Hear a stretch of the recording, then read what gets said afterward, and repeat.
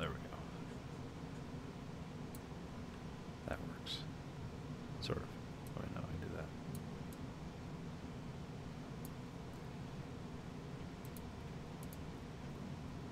We are live. All right. From the industrial wastelands of Michigan to the fruited plains of Iowa, this is the American Greed Factory.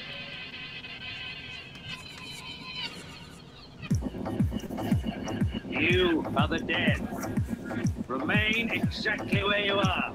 Make no move until you are ordered. We burn them to ashes and then burn the ashes. That's our official motto. Now we can see you. Clasp your hands behind your head. Stand out in the middle of the room. Stand back to back. Who can explain the fascination of fire? What draws us to it, whether we're young or old? Here comes the candles to light you to bed. Here comes the chopper to chop off your head. And welcome to the American Greed Factory podcast. This is Nathan. This is Conlon. Tonight we're going to excite your ears with all kinds of great stuff that we like to talk about, you'd like to hear about. Audience feedback has been terrific. Thank you for all the nice things you've said. Call our voicemail at 888-842. Yeah. I haven't listened to I Do It in a long time. I can't remember their voicemail number. I think it's still on there. Yeah. Call another podcast voicemail and tell them how much you like us. Well, Giant Bomb just got a voicemail for one of their ancillary podcasts, and it's like 1-800-EXIT-FLU. What's that all about? I don't know if it's like if that was intentional or if that was they did some sort of like random word generator with the numbers, and like this is the only thing that like is memorable out of the numbers we got. Okay, yeah, you can play those games. Play the phone anagram game. You can you should make our 800 number like one of those what were those call and talk porn things? Remember that used to run in the 90s? It was like $8 a minute. Just, yeah. Beautiful ladies are waiting to talk to you now. And we could have our voice, because I know those are all defunct now. So yeah, I'm sure 1-800 gangbangs available, or not. I don't know. Or 1-888 or whatever. That's that's funny. I heard something about Iowa, and then it turned out to be just a weird internet conspiracy. Oh, what's that? I was combing Reddit, and it came. I've subscribed to a lot of weird things on Reddit, because I only go to Reddit for weird stuff and to learn about economics or something. It's all crazy stuff, and then like rocketry, and there's some blurb that said 48 people have disappeared in Iowa in the last 10 days. Nobody's saying anything about this. And I was like, what? So then I go look it up. And actually our cousin Spencer, he put on Facebook what was really going on. And it was like, people had been reported missing, but they had either been found or they were adults that just left. But the tone of the article made it sound like 48 people disappeared off the face of the earth in 10 days and were never found. So it's like, this is the internet. And people were running with it. Like, I live here. They'll find them come harvest time once they cut the crops. It's all kinds of crazy shit. And I was like, because Cedar Rapids was mentioned, and I was like, oh, cool, an Iowa conspiracy. And then, of course, like all that stuff, it's just a bunch of it's just your standard statistics, but we just turned it into a story. Yeah, statistics become a story. 40 people go missing 10 days in a row in every city and state. Yeah, that was pretty much it. But I was hopeful. I was like, maybe this could lead to... Nah, it's more Bigfoot. Okay. Another Bigfoot sighting. This world's all just a simulation. Yeah. 48 glitches in the Matrix. They've ascended to reality. Yeah. So I was sort of disappointed in that. I mean, I wasn't, because I knew it was going to be horseshit. I was like, wow, an Iowa conspiracy. Could it be aliens? The devil? Is it the Chinese stealing crops? Is the devil working with aliens? Tariff them? Is it Jesus? They have a mini rapture. I mean, they do have... This is our test case for the big rapture. Yeah, well, we do have a big human traffic problem in the Midwest, in the Midwest. But yeah, I just think it was something that like briefly piqued my interest, and okay, shucks. Oh well, back to reality. back to watching the car. But yeah, so that was interesting little blurb to see. You don't hear much Iowa conspiracies. Oh, just I mean, I don't. It's a live smaller group of people, so it's harder to get ring conspiracies out of it. So yeah, it's not like it's New York City where it's 18 million strangers living together. How many Wyoming conspiracies do you know of? Just the ones involving Dick Cheney. Isn't that where he's from? Yeah, I think so. Yeah, I think so. Anyway, speaking of Dick Cheney, he was on Sacha Baron Cohen's latest experiment, the Showtime series "Who Is America." He interviewed Dick Cheney as the Israeli commando, whose name I can probably Iran Morad, which probably is a made up thing. Yeah. But yeah, he was interviewing Dick Cheney. This sounds like Krav Maga. Yeah. And he was interviewing Dick Cheney, talking about it's basically a cheerleader for torture. Then he had Dick Cheney sign a jug that was used in waterboarding, like to autograph it, and he was happy to do it. Oh yeah, sure. I've never done one of these, but Dick Cheney doesn't give a fuck anymore. Because he was saying things to him like, we really liked you as president. He has this weird accent. And he's like, we wanted more Dick and less Bush. How do you feel about that? He goes, well, that was never my intention. I was always the vice president. He's answering it straight, but at some point, you got to know, like, this guy's just fucking with you. Well, but see, if you act like a foreigner, that's how Borat got away with it. Because if you just act like a weird foreigner, it's like, well, no one's going to see this. I can be nice to this. But yeah, it's called Who Is America on Showtime. It's 30 minutes. It's crazy shit, though. I mean, I'm sure everyone's heard about it by now because the one congressman from Georgia chasing terrorists with his butt. Touch the man with your butt, he'll turn gay. So you use your butt as a weapon, and then screaming the N-word at top volume because that's the word that gets everyone's attention. And and he did it. Not only did he do it, but you got to sign a release, as I understand, to be on these shows. And it's like, whoa, did you really think that was a good idea? I don't know, but I don't know how they're getting people to sign off on this shit. I don't know how they got the people on Borat to do it, but they must have some way. But yeah, that show's crazy. What was the one with kids with give kids with guns or whatever? Oh, Kindergartens. Yeah, yeah, that was the Israel Mossad guy again, talking about how the best way to protect against school shooting is to give like 5-year-olds guns, and then they had like stuffed animals with guns inside them, and this is how you're gonna defend yourself, and you feed the bullets into the bottom of the pup, and it's called the pup gun. Or it was just stuff that was so crazy, but these guys were like, oh yeah, this is a good idea. Everyone's serious as shit. I don't know. Or maybe it's just edited that way. No, because they went and talked to like legislators, and they did videos like, I think this is a great idea. And the guy, it wasn't NRA people because they're a little savvy, but it was people like in the ancillary, the even crazier gun rights groups, and yes, they exist. Those people, I forget what the guy's name was, but you just gotta watch the show. It's funny and cringy at the same time. But yeah, they're going deep on the makeup and the disguising him, because like none of his characters look like him. Even the Israeli guy. The Israeli guy is the most Borat type character, where he seems to have like no social norms or boundaries. He'll just say crazy shit. Yeah. But the American characters he plays, like you'd have to really look hard to be like, oh, that's Sacha Baron Cohen. That's the Borat guy, as everyone knows him here. But yeah, it's just crazy over the top. It's that kind of humor. Some of it's almost disturbing, but because it's like it's real cringy and it's embarrassing. It's like, oh, you're just gonna talk this way in public, okay? I guess I you know, people never fail to fucking shock me with what they'll say and do and think is appropriate.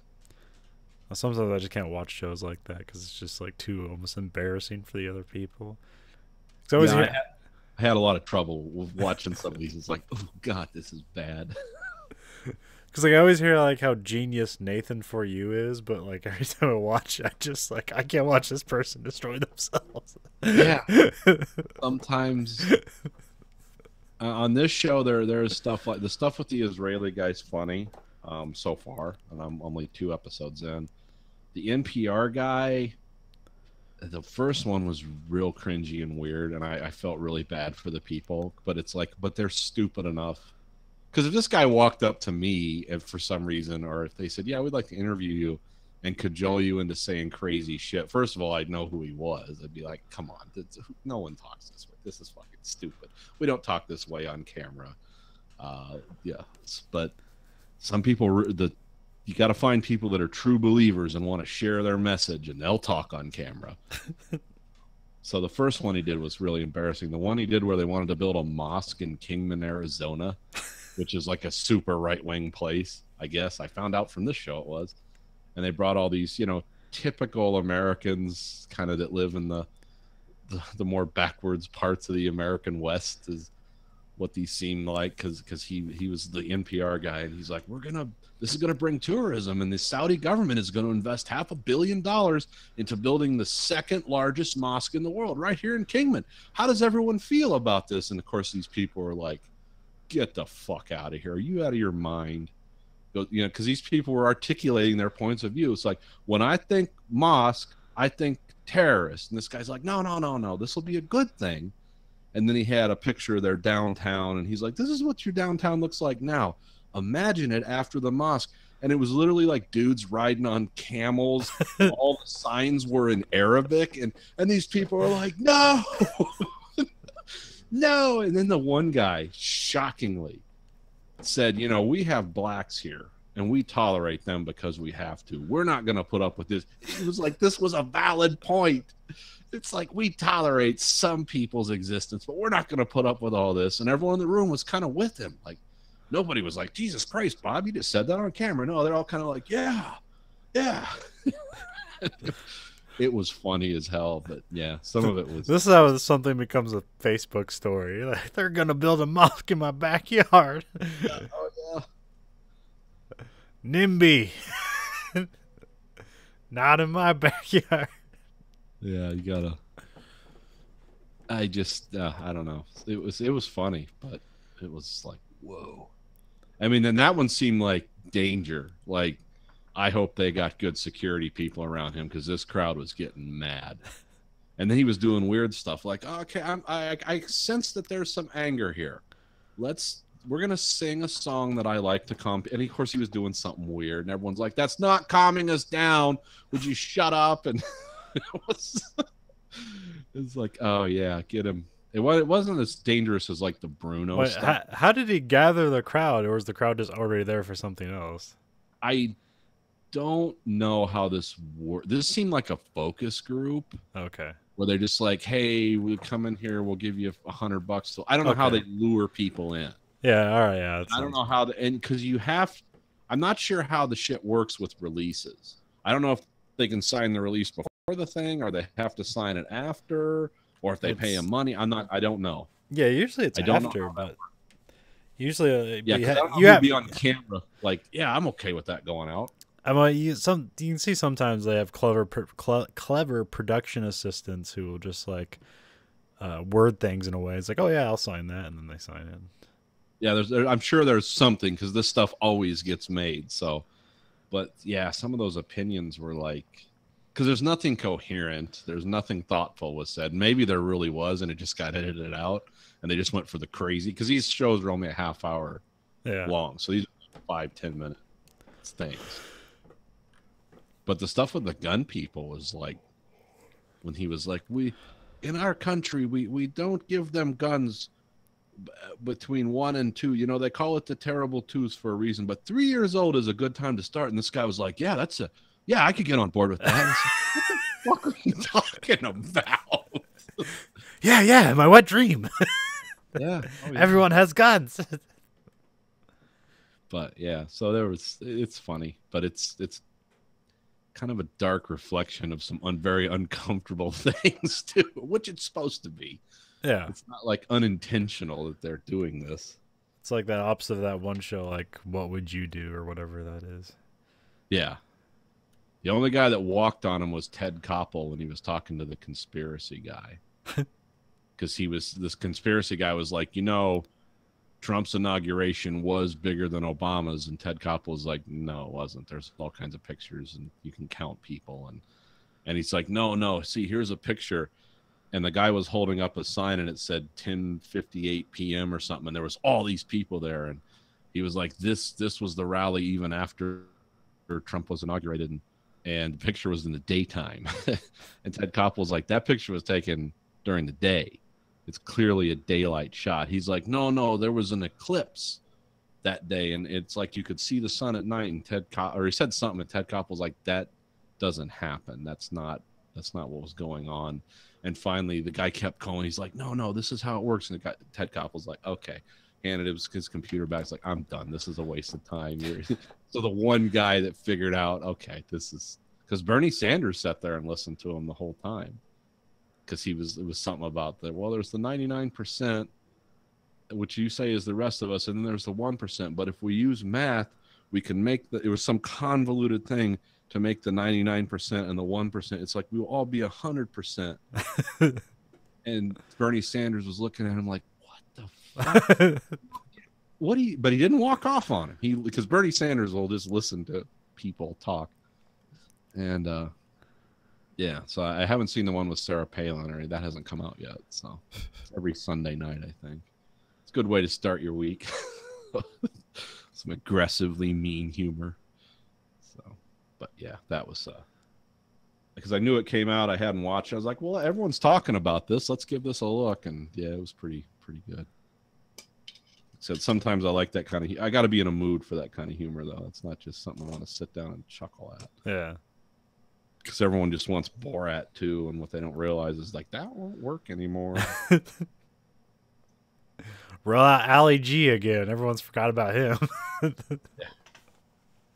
Somebody made a point though. They were saying because one of the guys was talking about it on another show I listened to, and it's like, yeah, I don't know. I know they're making this for an American audience, but they always make us look stupid. And the other guy was talking. There was a dude from England there, and he was saying, oh, yeah, he could go to the north of England and get this same shit reflected back to him, but nobody would give a fuck because it's in the north of England. If it's in America, it's like, oh, shit, these people are crazy, and they have 5,000 nuclear bombs. But the guy was saying, yeah, you could go to Russia, obscure places in Russia, and find the same. He said it'd be even worse. You could find the same bunch of weirdos saying the same shit, just with a different, dialect. Yeah. So, but yeah, that's what Sacha Baron Cohen's doing now, making friends. Yeah, he's supposed to be doing that Freddie Mercury movie. I thought he backed out of that because the production fell apart. Yeah. Well, I heard something like I guess he was really interested in it because the way they gave him the script, it had Freddie Mercury dying in like the middle of the movie. Okay. And he's like, "Oh, this is like bold." It's like, is this going to be like out of sequence movie, and like we're going to jump around and tell things? And they found out like no, most of the movie was like how the band carried on after Freddie Mercury died. He's like, "No, that's bullshit. I'm not doing that." That's not going to be interesting. Everyone knows about Queen. Freddie Mercury died. But they made that movie with the Mr. Robot guy, so yeah, he makes a pretty good Freddie Mercury. Yeah, and that guy's in the reproduct, or what do you call that? Papillon. They're gonna redo Papillon. Oh yeah. He's the guy's assistant or friend in the prison or whatever. Guy with the glasses. Yeah. what's his name? Something Reddick or Remick or something. Mr. Robot guy. Yeah. Can't think of, but yeah, something like that. Yeah. The watchable guy. Remy something. He's weird. I think he's Egyptian, or that's his heritage or something. Oh, I didn't know that. Yeah. What season is Mr. Robot in? 3? They had their 3rd season. They might be on 4, or 4 might be coming out. Oh, okay. Not sure. I need to catch up on that. So I think that used to be like a summer show, but now it's like their flagship show. Went from being their summer replacement to like, oh, people like this.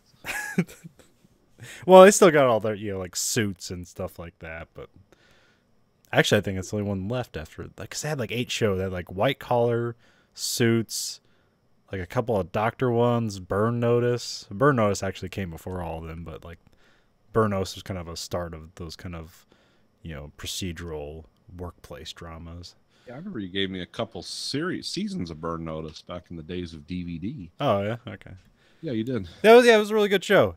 Terrible last season, unfortunately, but it was like a good like MacGyver fix. Yeah.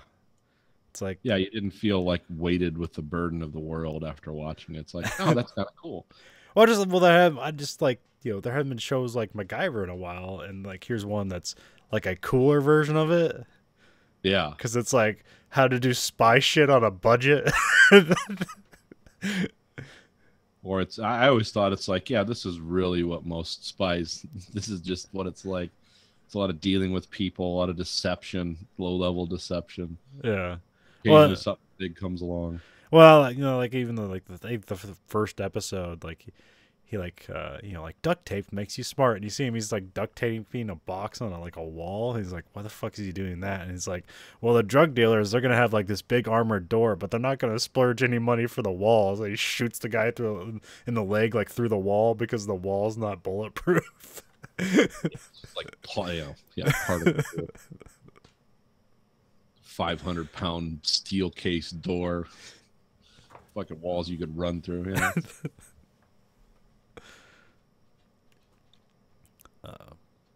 Yeah, then you had sort of a revival of Bruce Campbell. Yeah. Yeah, they kind of said they canceled the Ash versus the Evil Dead movie or TV show. Oh, did they cancel it or did it run its course? No, they canceled it. Oh, okay. I don't think anybody's gonna save it, but like Bruce Campbell gave like this kind of heartfelt like goodbye, like this is the last time I'll ever play this character. That's too bad. It was a fun show. Yeah, I only watched it when it was on Netflix, and I haven't finished the 2nd season. I think there's a 3rd season. Yeah, I think there's 3 seasons.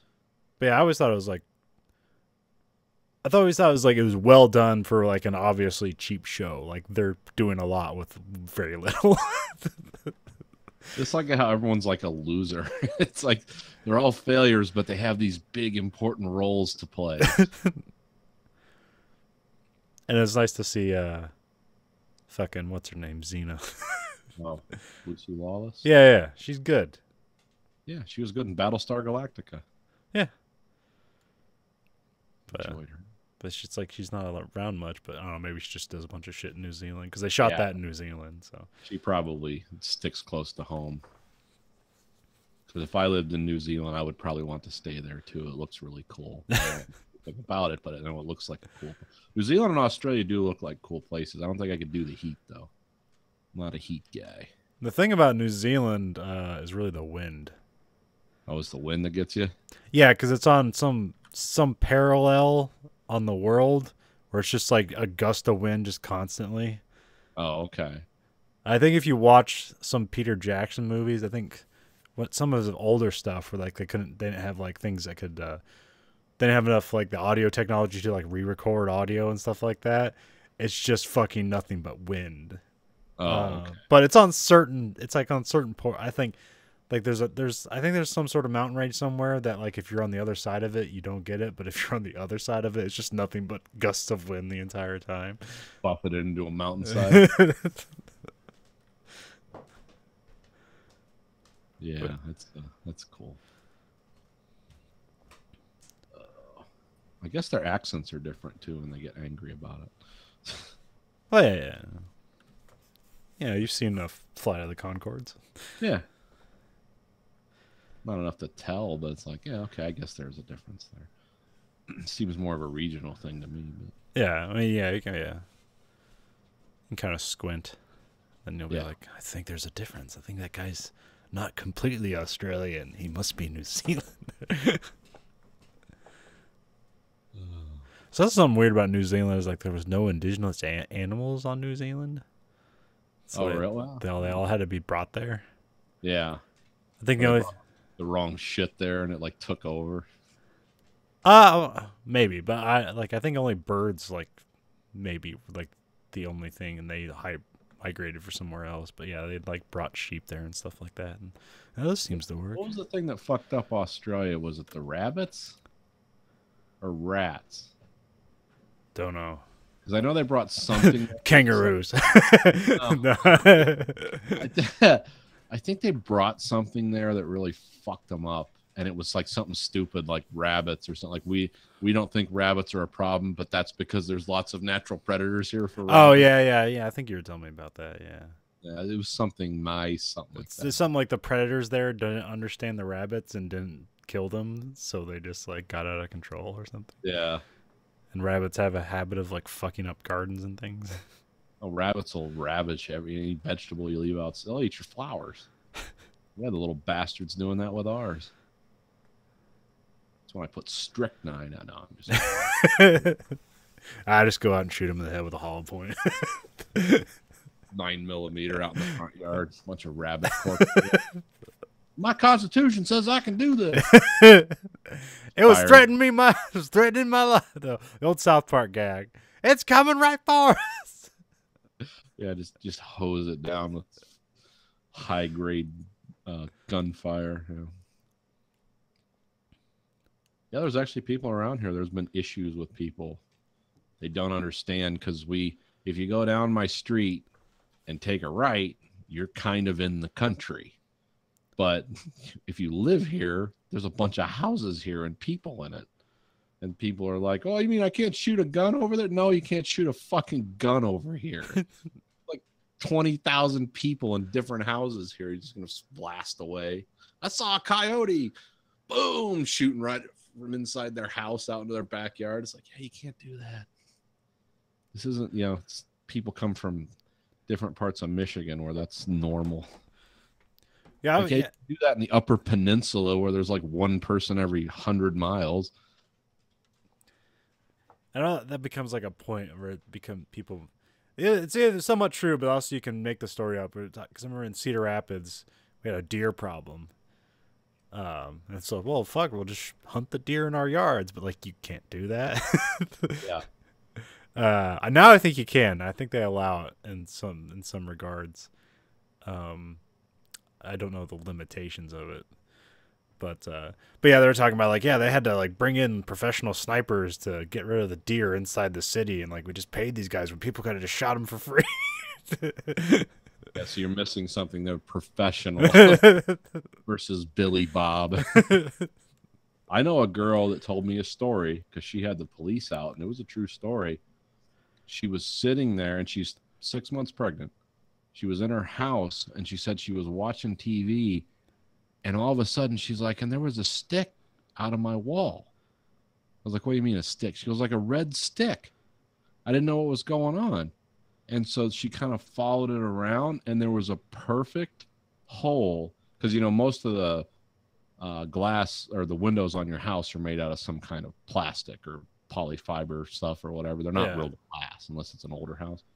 It had made a perfect circle in her window and flew right through and stuck in the wall. A guy was shooting a compound bow in his backyard, shooting broadhead arrows with the spinning razor blades of death.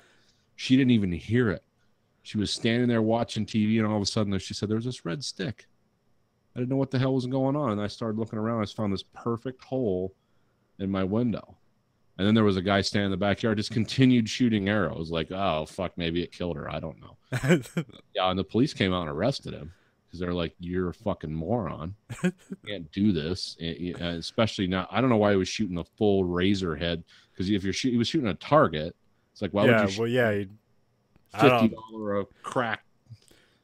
Yeah. practice how you play. Yeah, I guess. Okay. Navy SEALs. We don't do operation. We do training with live ammo. I guess if you got to. Well, you almost killed a woman. Can you imagine if that had hit her? Jesus Christ, she'd been dead. I mean, that's no coming back from that one. Yeah, I don't know the physics to like a bow, but it's weird. Maybe it's just the weight behind it. But I remember that there's something where like they had some. It was like buckets of sand, and like dude takes a 44 Magnum, like the bullet doesn't leave the first bucket, shoots it with an arrow, goes through like all 3 buckets, and continues falling. Probably has to do with the throw weight behind it or something. Yeah, I don't know. Yeah, I mean, like I saw a picture of it on her, and that was the crappy days of phones before they were high definition. I was like, yeah, there's a perfect circle in your window. That's weird. I don't know what this guy was thinking. No, he wasn't. He's like, this is cool.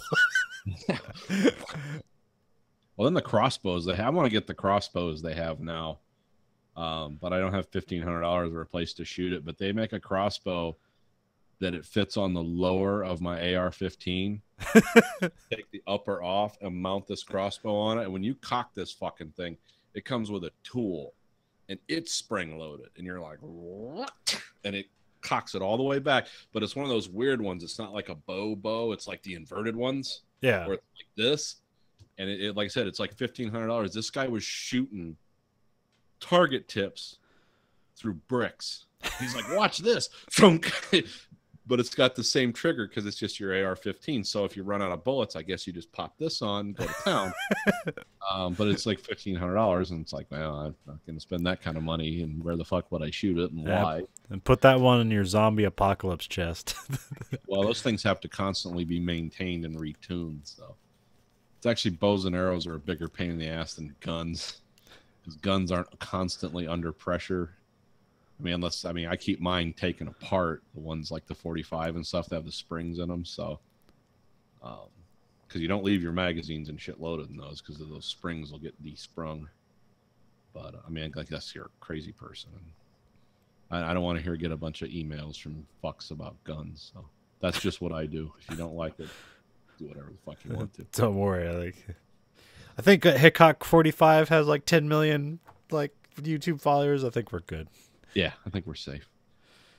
That and was it Demolition Ranch? That's the other like big like gun ranch YouTube show. Oh, it's where we're gonna shoot shotguns at like liquid oxygen bottles and just crazy like that. Yeah, I've seen those guys. I like the one I found the other day was it was Demolition Ranch, and the guy basically bought like the cheapest pistol that he could find, like a High Point or something. Yeah. And oh man, that gun just looked awful. It just looked like a hunk of plastic. Just looked like they chopped it out of a piece of plastic and stuck a barrel on it. Yeah. Pretty much. Like, I don't even think the gun cost like $100. God, I didn't know you could buy guns that cheap. And he shot it, and he just like was basically like, miming like his disgust, like he's gonna throw up every time he shot it. like this gun is awful. Like everything, the fit about it, everything was awful. And eventually got to a point where like he just like put it down range and just like shot it, like right, like he shot it like right in the chamber, like where the bullet would ejection chamber. Yeah. And then like he kind of like tried to rack it, and then eventually got it, and it shot again. He was like, well, fuck, what do I know? I mean, it's terrible, but it works. Fuck it, it's your truck gun. It's your new truck gun. Truck gun, yeah. Throw it underneath the fucking bench, and you're good. Yeah, that's yeah. And a lot of people think that. That's why those guns end up in the inner cities killing people. Because they know every redneck's got a gun under the seat of his truck. I never got that whole concept of I'm going to leave guns in the car. Like, what the fuck are you thinking? It's like somebody chuck a rock through your window, steal your gun, and go kill a SWAT officer, and then they're going to come back to you like, hey, this gun's registered to you. Oh, if I was only 30 minutes later, he tried to chuck that rock in my truck, I'd be ready to go. I don't think he'd be chucking the rock if you were in the truck. Yeah, this wasn't going to be an either or thing. This wasn't inevitable. Yeah, I've never got that whole concept. I mean, I used to have a safe in my old car, but I didn't even like doing that because I just imagine what could happen if somebody stole it and went and killed people with it. It's like, well, that never would have happened if I had not left that in my car. So now if I leave it in my house and they rob my house, and it's like, well, I just can't fucking help that. But, I guess I could put it inside a stuffed animal like the guy on the show, the pup gun.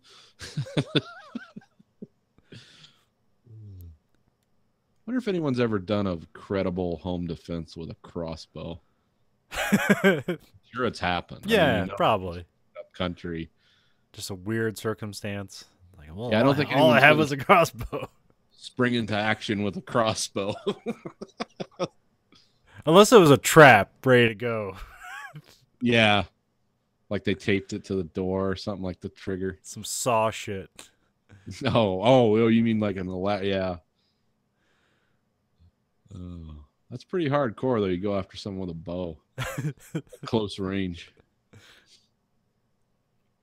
Yeah, you probably. Yeah, I wonder what would be more likely, a crossbow defense story or a spear gun defense story. Yeah, oh, God. Or no, or a harpoon, I guess. Or I guess same thing, whatever. You mean like on a whaling ship? Like one in a fixed position? No. What's the thing that divers would have? Is that a spear gun? Yeah, those compressed air guns. Yeah, I think so. I think it's just a bunch of bands. At least that's all I remember from Face Off, which that might not be an accurate portrayal of a spear gun. Oh yeah, I thought they used compressed. I don't know. I've never probably both diving type, but because yeah, I'm not sure how they work on it, but yeah, I definitely like just a not a compressed, but like just a bunch of bands stretched would probably work better underwater. More sense, yeah, than a lot of compressed gas. But I guess if you got a container compressed gas, and it was like, we're just dealing compressed gas. Just go down there with compressed gas everywhere. One of my favorite defense stories from probably Texas or some Florida or something was the guy that was trying to round everyone up in the store. It was like a restaurant, and he was going to put everyone in the freezer and rob the place. And the dude like dipped like a saucepan into the fryer and threw fry grease like in his face, like he swallowed it, and then beat him to death with a fucking like a tenderizing hammer. And it was like, wow, that's Game of Thrones shit. But I guess it was protracted. Like the reason I heard about it wasn't just like, well, it's this guy saved the day. It was like, no, he beat on him for like 4 or 5 minutes. Like it was way past the point where it wasn't just like throw grease on him, whack him a few times with a hammer and run out the door. No, it was like, get him on the table. Let's tenderize him. And someone else was holding on to the guy. And yeah, it got kind of brutal. Yeah, I kind of wonder about the not the legality, but the lawyer's dilemma or debate that would go around that. It's like, when is it okay for him not to murder this man when he felt threatened? It's like, what's the time limit on that? Well, they say, what was the I defended myself for 10 straight minutes. They say the grease basically it basically destroyed his eyes and got in his throat. And they say he would have just died from that because everything was swole shut. Yeah. And he was out of the game as soon as you destroyed his eyes. I mean, he could fire the gun around. He did have a gun, and he was trying to rob the place. He could fire the gun around randomly. But then to charge him and beat him with a hammer while somebody else held him is like, well, that's not like fear response. That's not fight or flight. The grease was. That's fantasy fulfillment. Yeah, that's a we got one. We got our get out of jail free card. Now's our chance. We're gonna show him who's boss. But that's quick stroke me while I beat him. Yeah. Oh, in the self-defense scenario. When did self-pleasure? What part did that play? I was trying to balance out my body's response. There was a lot of adrenaline flowing, and I figured if I added some pleasure response, my body would respond. Makes perfect sense. Case dismissed. You want to grab a beer, Judge?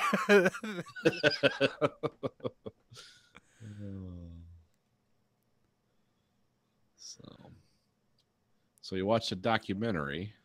Yes. Actually, was- I think I threw a clip up on YouTube or on Facebook. Called Beyond the Mat. Yes. Okay. This is pretty much this documentary. Well, a portion of it was pretty much the inspiration for the movie The Wrestler. Okay. What What is that movie? Explain that one. Oh, you haven't seen The Wrestler? No. Oh, shit. Was it Darren Aronofsky? The guy who did Pie. Okay. That dude. He made a movie with fuck, what's his name? God damn it. Like, it was Mickey Rourke, right? Rourke. Okay. Yeah.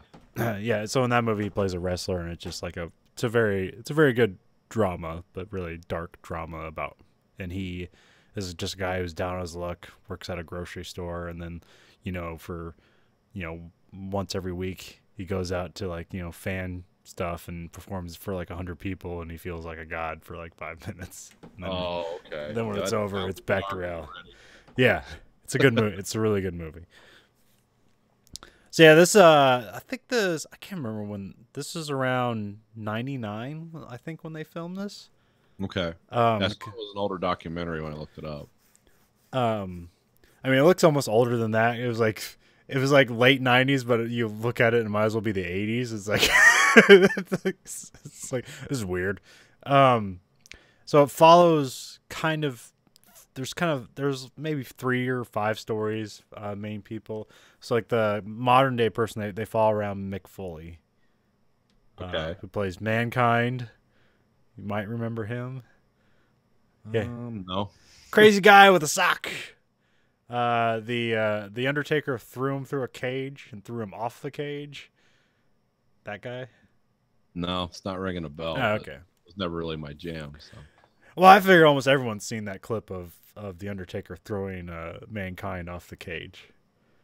Let's go ahead and look it up real quick, and I'll just keep talking. Okay, keep talking. Keep it rolling. They had an anniversary about that, and the guy threw it up on Reddit, and then WWE sent him like a whole package of shit. It's like, thanks for remembering this, because it got like on front page or whatever. It's almost like really sad to watch, because like the documentary crew, I think it's at WrestleMania or something, and he's facing The Rock, and The Rock just like beats the shit out of him several times with a chair, because like, I'm sorry. Go ahead. I was 'Cause watching the stipulation of the match is called an I quit match, so the match can only stop when someone says I quit. So somebody, The Rock, had like handcuffed him and then like just beat him in the head with a chair, not like for like 5 minutes. Oh, okay. Which they do not allow that anymore in WWE. I wonder why. But yeah, the camera crew was with his wife and kids, and the kids are crying, and the wife's crying, and eventually they just leave. I think it's time to go. Yeah. Yeah, so that was kind of interesting. And then like probably the most like fucked up thing and the most interesting stuff is the stuff with Jake the Snake Roberts. Yeah. And he's back in kind of like Hulk Hogan's day. Like that's when he was in the 80s. Yeah, he threw him right off the top of that cage onto a table. Yeah, there's something, because there's another point where he throws him through the cage back onto the ring. Okay. And somebody tells a story where the Undertaker thought he had literally killed him, and so he's kind of sitting there like half stunned but like not making an emotion because he thought he just killed somebody. Okay, carry the scene. Carry the scene. So I'm not sure how much you think like something that's like super planned, but I'm actually like not sure. Like they just know like, well, this guy weighs like almost 300 pounds. If we throw him in the middle of the chain link fence, it will break. You just gotta do it flat. He's gotta hit it flat. Yeah, because like fucking Mick Foley, he lost half a ear. He's missing his front teeth. Like has all these fucking crazy injuries from wrestling. Because he kind of basically the way he thought about it is like if he didn't bleed or hurt himself, then people weren't getting a good show, and that's kind of. He was one of those guys that just was in it for the art or the show. Yeah, like giving people value. Yeah. But now he does children books and he does some stand up comedy or more like the way Kevin Smith does it, where he just goes up there and tells stories. Yeah. And he was like the general manager of SmackDown. I'm not sure what he does. I think he still works for WWE in some capacity, but yeah, he cannot wrestle anymore or he will basically die. Yeah, just destroy him. Yeah. Too many chair shots to the head. Yeah. And even in the documentary, and that was like, fucking like almost 20 years ago, he's like talking about, it's like, yeah, my speech is already slurring, like like all these injuries are taking, like, his head injuries are kind of taking their toll. It's terrible. Cause the reason I watch this documentary is 'cause I always hear the Giant Bomb guys, like, they reference it like all the time, and now I know like where all the references are coming from. Oh, okay. So, because one of the things they talk about is there's not a whole lot with Vince McMahon, but there's one thing they have a new talent come in, and they found out the guy can like basically puke on command. Okay. And so Vince McMahon is just like just fucking red face screaming at the guy for him to puke into this bucket. And like before that, he's explained how his character is going to be a character named Puke, and then like he'll vomit on people.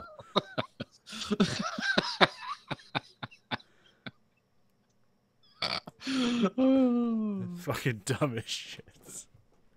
Well, eat lots of oatmeal.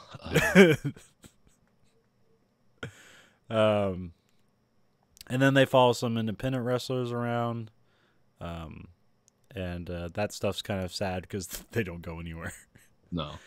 Lots of hope, lots of ambition. And and the most they'll make is maybe $300 at a show, and that's like maybe. Christ. And like, and then they're talking to one guy that they're at his camp or whatever, and the guy doesn't really know anything about wrestling. He just kind of has a ring, and they train there. Yeah. Like I'm a stunt man, and I'm going to show you how to do he's not get hurt. he's a fat accountant. Some guys come in and like they pay him to go train at his ring, and like he's trying to tell him like, hey, you know about like calorie counts and nutrition stuff on the back of labels and things? Like, you know how to do that? And, like, you're not eating fast food burgers? Like, yeah, you're the one to talk about that. That's like me dispensing health advice to people. Lift your legs. And they had like, they had two of his guys were doing a tryout for WWE, and they did a house show, and it seemed like things were going well. Like they did a bunch of shit like the WWE as I'd never seen before. But then at the end of the documentary, like they didn't get signed or never had another tryout or anything like that. It's just nothing. It's just weird, I guess. Yeah, that kind of physical entertainment stuff. Just like cage fighting and all that. I just like, wow. You got to do it because you love it. Because, boy, it's a rough world out there. Well, it's better now, but in this documentary, it is super rough. Like, all this stuff is better now. Like, people know better now. Right. But back then, it was just like, no one was going to get in trouble if this guy signed a waiver and basically like jumped on a sword for people's entertainment. It's like, no liability. We got the waiver over here. Kiss your kids goodbye. Yeah. But yeah, the big one is Jake. He's the most memorable stuff. Is Jake Snake Roberts. He's old guy. He has many vices. He is currently in that thing. in the movie, he's basically on drugs and alcohol. He's a drug addict and alcoholic. He looks to get paid for shows and drugs and meth. Perfect. They don't. I don't know. They only show him drinking in the documentary. He didn't fucking straight do meth in the documentary, but you can tell. That'd be hardcore. Smoking methamphetamines. He has had a horrendous life. I'm not sure. He tells a story about basically his mom was 14 when she had him because her dad raped her. Oh, Jesus Christ. Or her stepdad, I'm not sure. Probably stepdad. Yeah. And they're hanging out like, well, they're not really hanging out in the movie, but it's like, wait, is that the guy that did that? You just like, and he's doing yard work, and then like they basically don't talk to each other, and like Jake the Snake, like basically tells like everything he's done in his life is basically to try to attain some love from his father. And his father was a wrestler too, like something like the Bear or whatever, like another guy with a animal name. Yeah. And he came to his father went to one of his wrestling shows, like, cause like he said, "Hey, Dad, I'm gonna go to college," and he's like, "Well, good luck with that." It's like just like no response, like nothing. So he finishes college and he decided he's gonna wrestle, and his dad came to one of his wrestling shows, and he said, "That was the most embarrassing thing you've ever done with your life." And his dad was a professional wrestler. Yes. Oh, God. I'm not sure how long, but Yeah, I could understand with that kind of parental support. so he decided he was going to spend the rest of his life shoving that up his ass. Oh, really? Yeah. And he said, "You know what? I did, and you know what? It didn't matter." I got my revenge, and I'm still miserable. Yes, exactly. It's some of the most captivating shit you'll ever see. There was a stepfather he had that got electrocuted in his attic. Okay. He had like either one or two sisters that were like kidnapped and murdered. Where the fuck was he living? Where in Something. Alabama was this? I can't remember.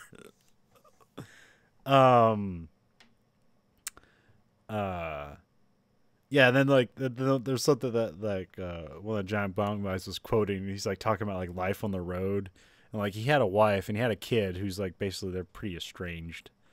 Although his kid's pretty weird. Like she seems like weirdly manipulative. Okay. It's like he wants to like engage with her, and like he knows he's gonna fuck it up in some way.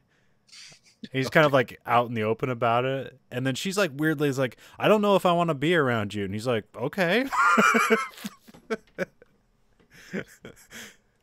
And she like wrote poetry about like their meeting and stuff like that. So it's like, she seemed weirdly manipulative, but Doesn't seem like anyone's really firing on all cylinders in his orbit. Huh? No. But yeah, there's one thing he's like talking about life on the road and like like getting lonely, and he's like talking about like having sex with all these random women. And it's like, yeah, there's one woman, there's two women, there's two women with toys, and then it just keeps going on and on. And then you get back home and like it's just not the same again. No way, brother.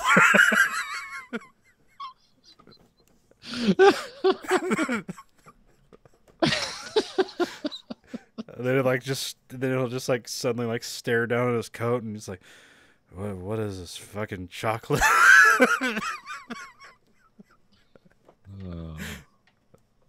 Lessons from the road. Now there is a happy story, because with the help of Diamond Dallas Page and yoga, Jake the Snake Roberts is not dead, and he is no longer an alcoholic or a drug addict, at least for the time being. That's right. He's doing yoga now, right? Isn't he teaching people yoga? Yeah. Okay, I thought I heard about that.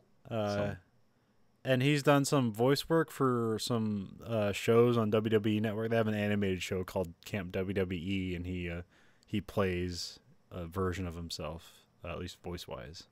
Oh, okay. So, Yeah, that he didn't just end up in the grave and live a miserable life. He has turned some things around near the end of probably near the end of his life. But that's a good thing.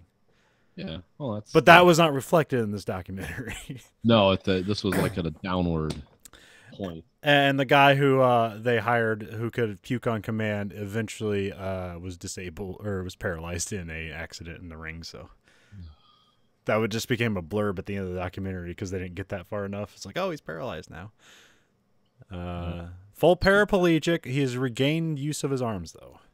Oh, it's still terrible. Yeah, the puking kid or what was he going to be called? Puke. Puke. Okay. No, that's odd and depressing, but not surprising.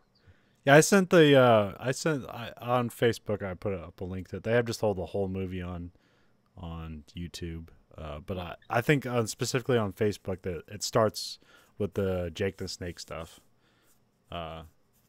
which is like 50 minutes into the doc. Okay. But yeah, it's worth it. It's kind of slow until it gets like it's really like Jake the Snake is kind of the most captivating of all the characters and stuff. Because he also like he's like broke and everything, and he's like doing these small shows in places, and he's still like women are drawing things on their breasts to like impress him and things like that, and it's like just some weird place, like some like gas station in the middle of Idaho. It's like, let's do a wrestling show.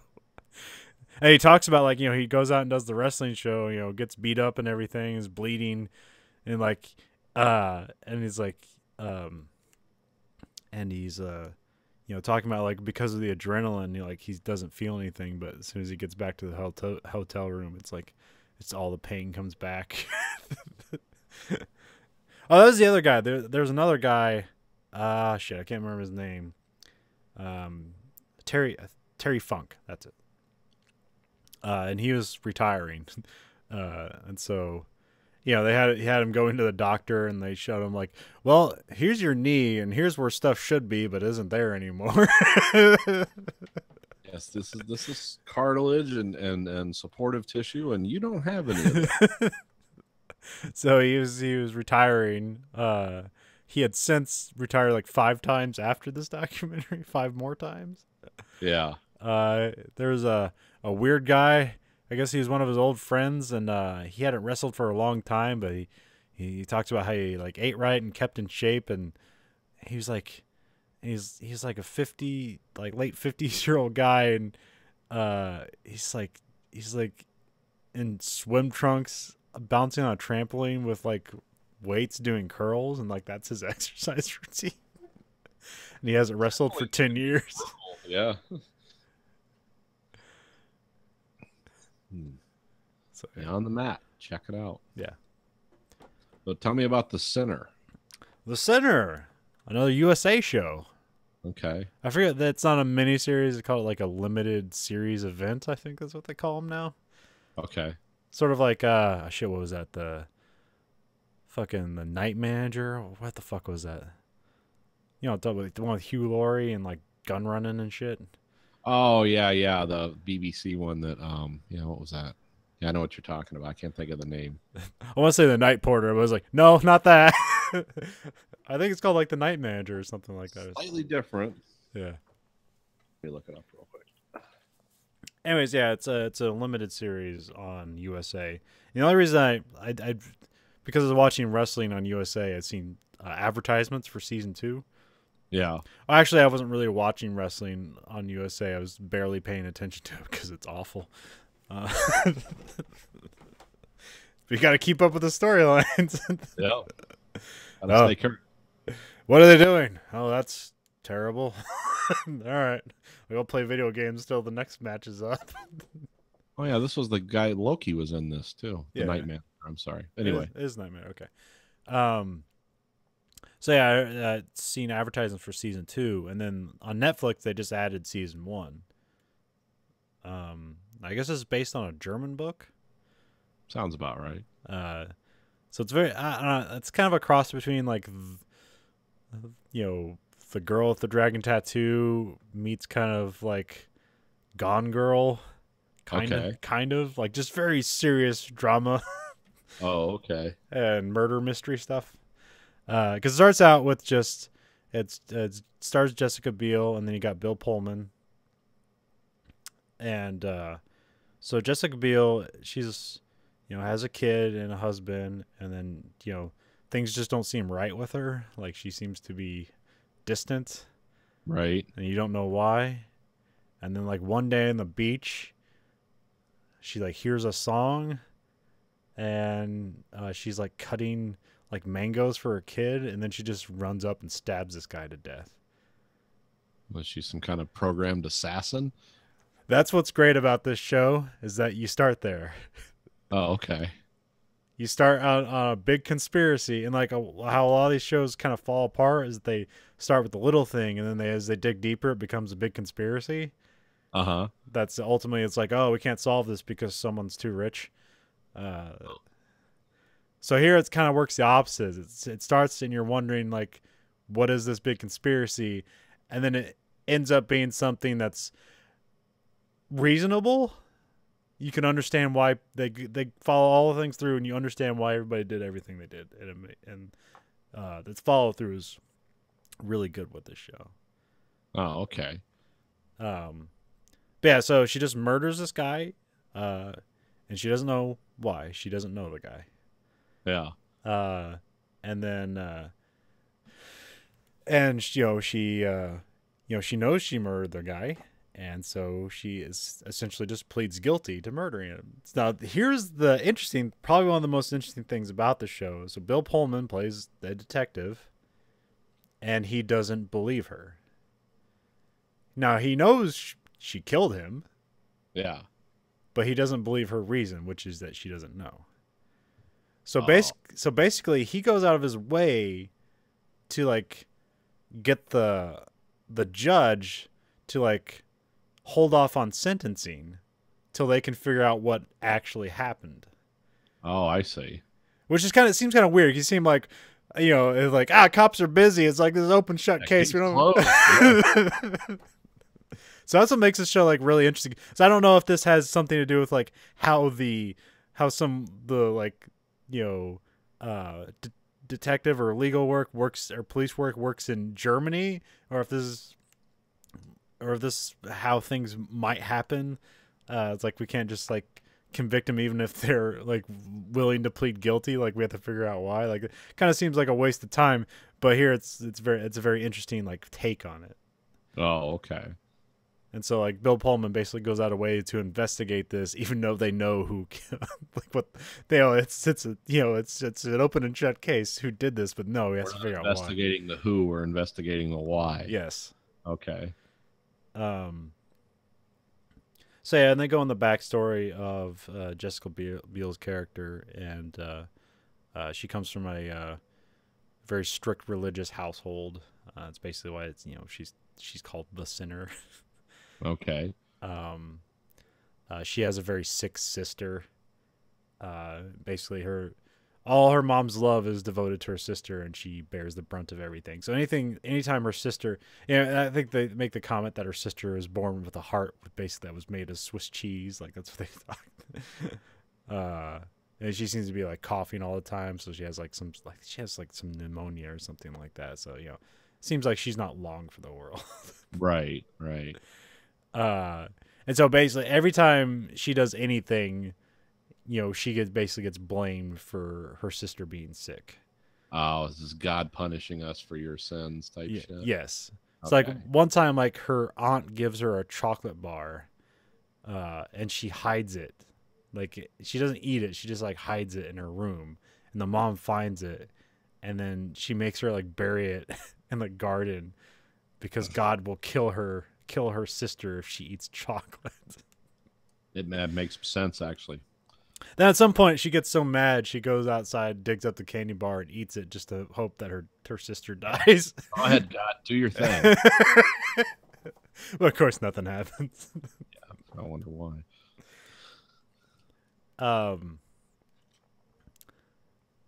So yeah, I suggest watching. I guess I don't want to reveal anymore, but like it goes in the backstory. Bill Pullman's character is pretty weird because he He's trying to get back with his wife, but he also has this weird relationship with a dominatrix. Okay. We all have weird relationships with dominatrix at some point or another. She does lots of things with his balls. I assume they it's USA, so they can't show any things. But it's like, what is she doing? Like, I can only assume she's twisting his balls. And it's like, I don't know what's going on. It's got to be something. Well, it's like early on, it's just like he would like be groveling on the ground, and she would step on his fingers. And you can see where the blood's like pooling like underneath his fingernails. And, Jesus. and like that's like kind of your clue to like, oh, this relationship hasn't ended yet. It's like,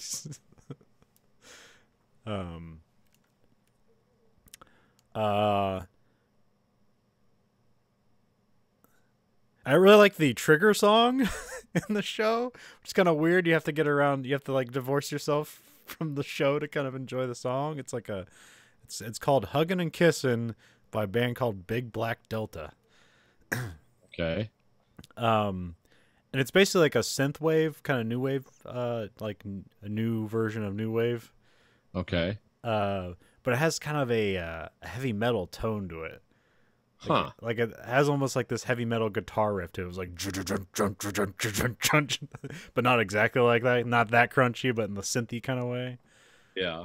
But yeah, that's that song will be repeated several times throughout the show as it is her trigger. There's a lot of stuff with memory. That's it. Yeah, I found it. Won't play the whole song or we'll get kicked off. So when was this song written? I don't know. I think like 2016. Oh, okay. It's a fairly recent song. That's kind of a weird song for that. Well, it works in the show, especially like. Well, in the show, the song is written by the guy she stabbed. Mm. That's an interesting tie-in. What else was it? Oh yeah, and then yeah. So obviously, it's from a dark German book, so things are softened up here, but it's still pretty brutal. There is one scene late on the show that is quite disturbing, and there's not even violence involved. Okay. It's somebody starts doing something, you're like, oh God, no, don't do that. I don't care what the circumstances are. Jesus Christ. This is not appropriate. But yeah, it's really good. I suggest watching it. It's The called Sinner. Yeah. Season 2 has nothing to do with the first season except Bill Pullman's in it. Okay. A kid poisons his family. All right. And they suggest that it's kind of suggested again that the kid suggests that he didn't do it on purpose or something like that. So I don't think that it's based on another novel by the writer of the first one or anything. I think it's just another story they did. So I'll have to see what happens there.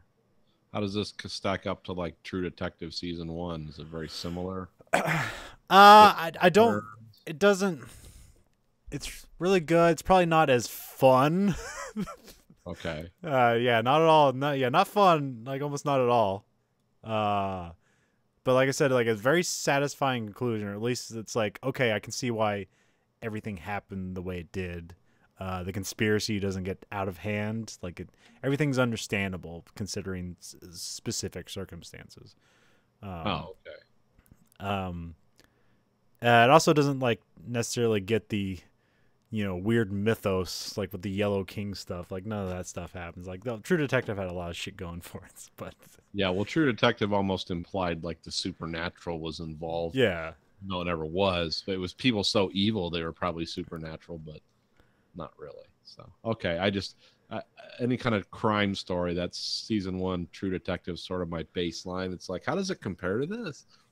Yeah, I would say it's definitely great performances. I think, like I said, like following it through the end, I just really liked it. Like I just sat and watched it all one night because there's only 8 episodes, so you can kind of get through it. Oh, okay. Fairly quickly.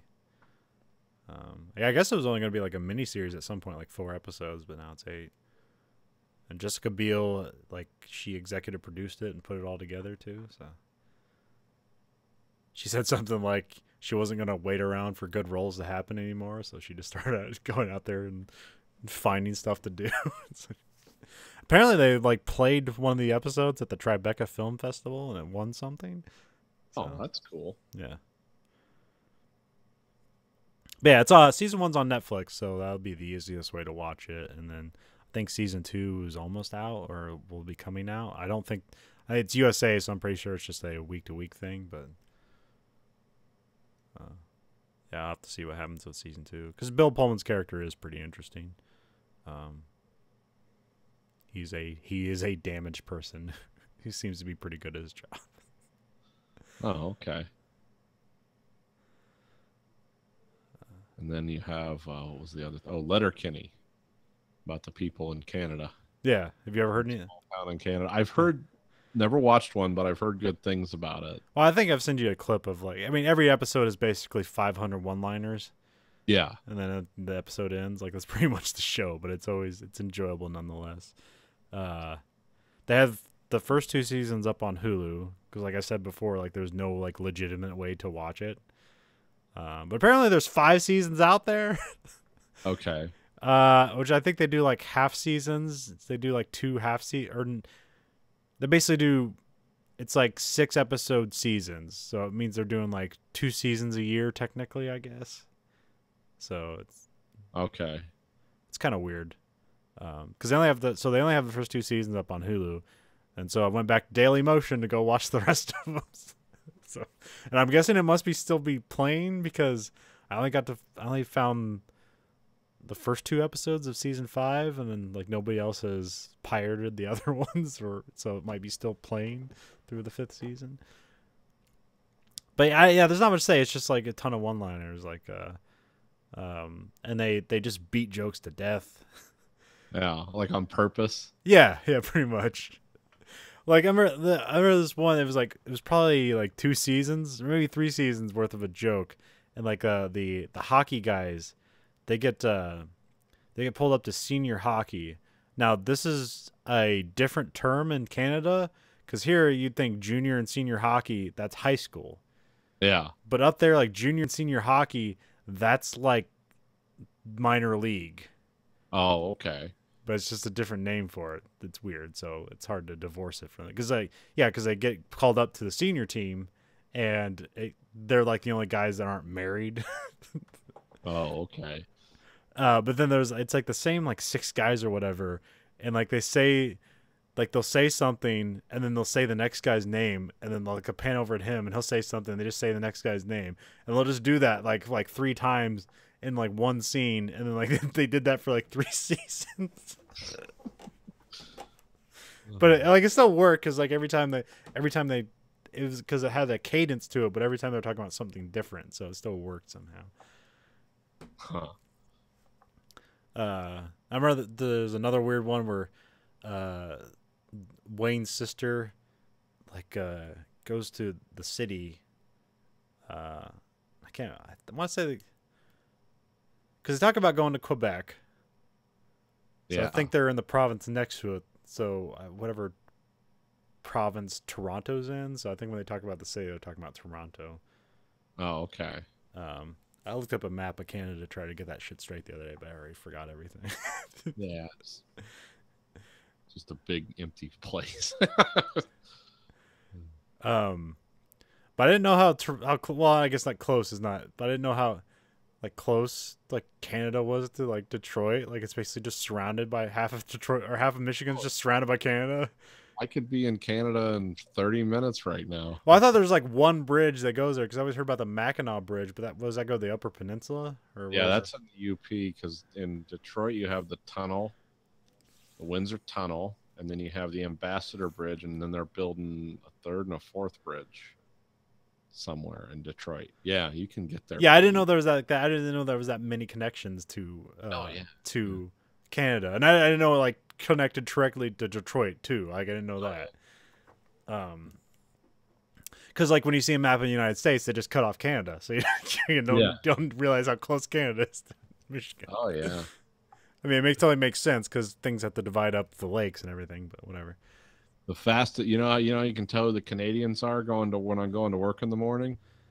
They're the fastest people on 94 because there's no reciprocity between Canada and Michigan. If they get speeding tickets here, they don't even bother pulling them. Now, if you get a ticket up there, well, they won't let you back in the country unless you pay it. But not the same here because we just don't give a fuck. But yeah, pretty close. You can. You have to be careful now if you go out because guys like to go out on boats. And if you get too far over the line, you better have your passport with you or your what they call enhanced Michigan driver's license because you're technically crossing over into another country. Huh. Yeah, it's weird. I don't fuck with it. I don't mess with borders. Know that maritime law shit? No, I've been to Canada 3 times in my life, and it's like, yeah, this looks a lot like Michigan. It's cold and dark, and but that's Windsor, which is sort of a depressing place. So. It's like Detroit, but in Canada, they love heroin there. They love heroin there. Well, don't they have state like funded? What's that thing to get off heroin? What's that drug that they use? It's not Narcan. What's the other crap? It was in Train Spotting all the time. Yeah. Methadone. Yes, that's it. Yeah, methadone clinics. Yeah. Yeah, I'm sure they do. They love that shit. Well, it's a more reason. Best place to be a drug addict is in North America, is in Canada. Yeah. Well, they had that all the time in Da Vinci's Inquest. So, have you heard of that show? Yes, I have, and it used to be on TV here. Okay. Because we got all the Canadian channels here. Yeah. And it was something weird. There was something about a guy in the mounted police, and then right after that was Da Vinci's Inquest. And it's like, oh, I didn't know Canada was such a fucked up place. yeah, exactly. That's pretty dark. Yeah, because it's basically like Law and Order, but with like kind of a kind of a sublimely charismatic detective, like almost in a kind of Columbo way. Yeah, she's real smart, and she sort of thinks around things. But then she'll like go to a whorehouse to find out some information, and it was. I remember. Well, I was talking about the guy. The guy. Yeah. Okay. I mean, there's probably a team, but I was thinking about the kind of the older guy that talks out of the side of his mouth, like almost. No, his assistant was the one that always struck me as someone who was doing dangerous, kind of crazy stuff in bad places. Yeah. But it's been years since I've seen that. So. Oh yeah, it's been they like it got reruns here, and what the fuck is this show? And I didn't oh, it's a Canadian show, and it's like because I've seen that guy in fucking 800 different things because he's a Canadian actor, so he's in every science fiction show there is for at least one episode. Yep. I think he made it to Battlestar Galactica at some point. He had to have. Everyone did. I think everyone made the circuit there. Yeah. Yeah. What the fuck was? Oh yeah. Yeah. Wayne's sister goes to Toronto, I assume, and she comes back with models, and she's talking about how all models are broke. And these two models, it's two guys, and they basically can't wear anything, and for some reason. And they're always talking about how fat they are, but they have no fat on them whatsoever.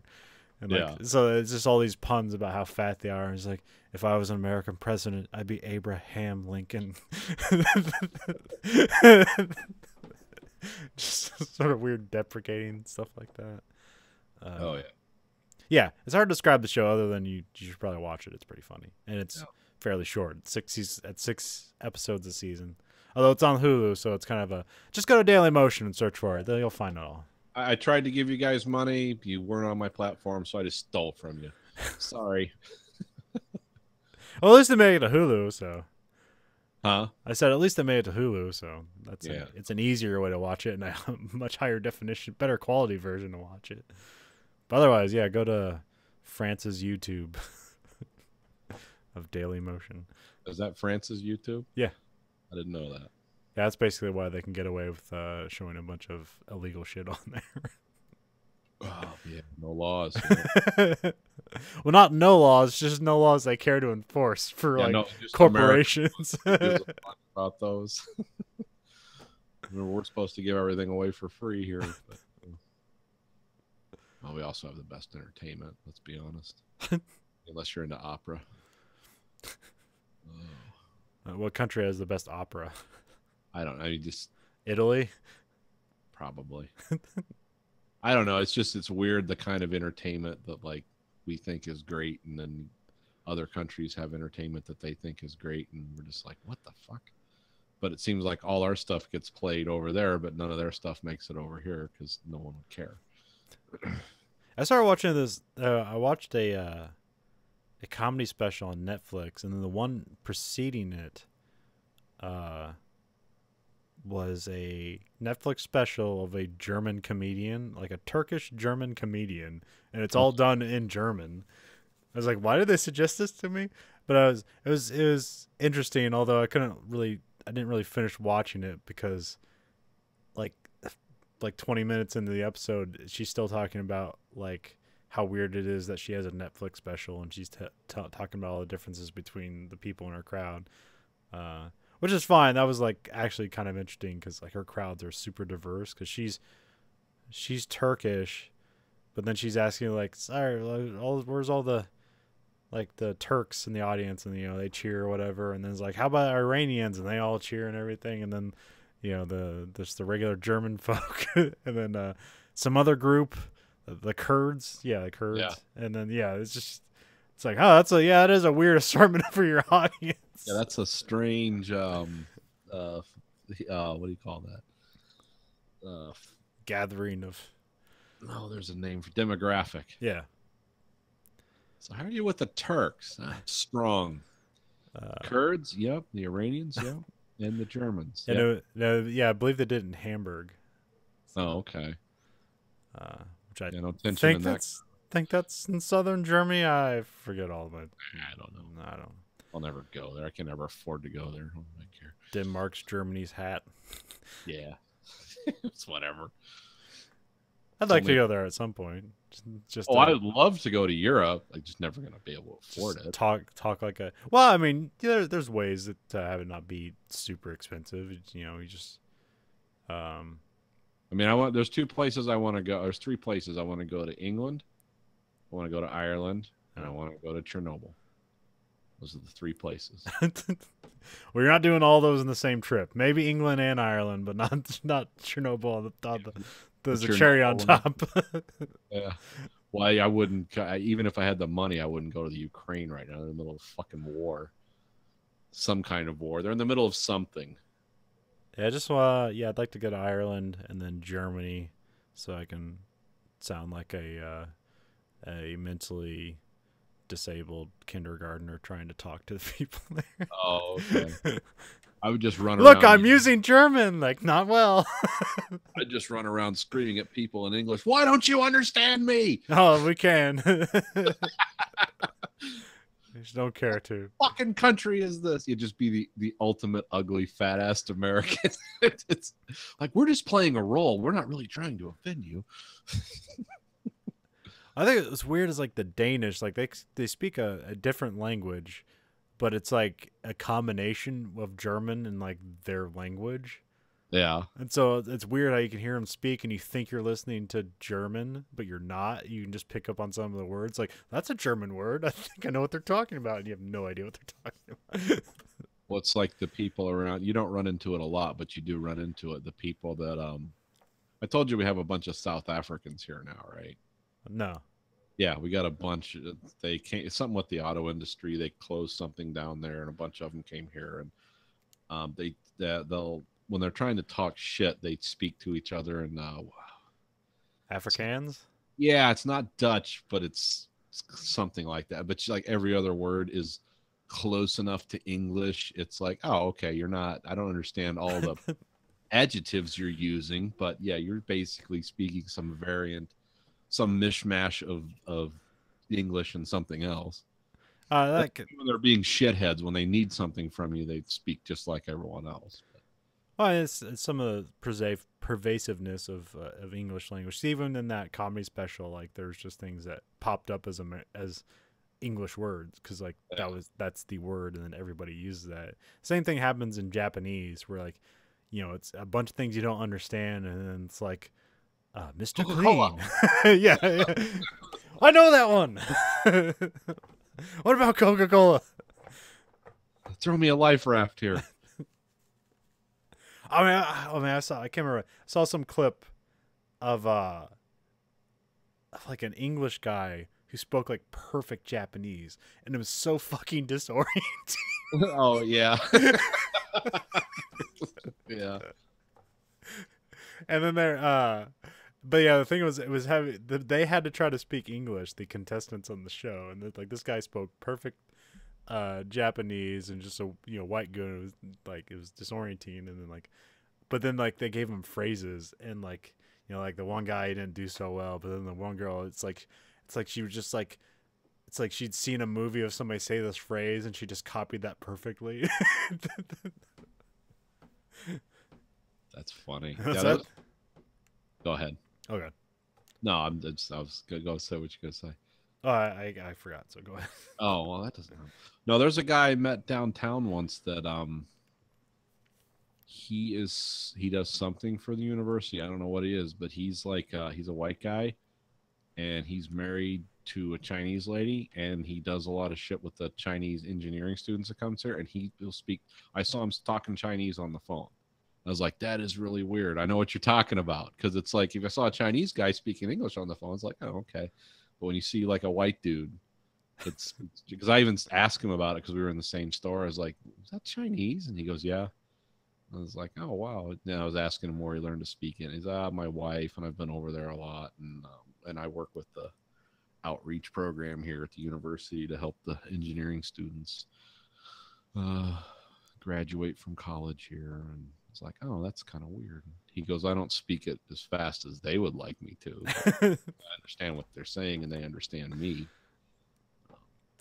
But yeah, that is kind of weird when you see people. It's like you just don't expect that.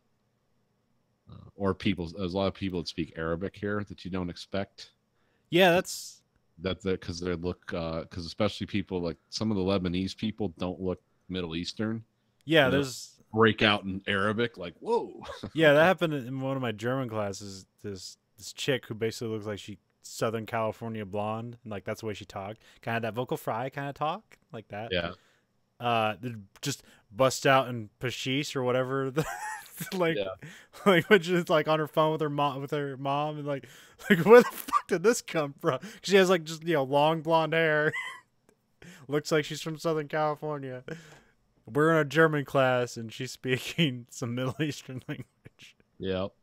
That's a little disconcerting. It's the stealth ones you don't like. It's like, is she a spy for our country? Or is she just some affluent heiress? The CIA or the Mukhabarat? Where did you learn that from? I need to know.